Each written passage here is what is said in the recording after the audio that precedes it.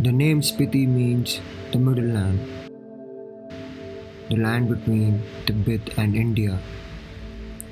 It is located in the northern part of Himachal Pradesh and at a height of 12,500 feet above sea level.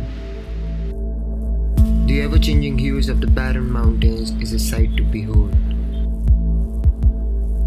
From tarmac to off-roads, from lush green mountains to barren mountains, you name it, we all have it.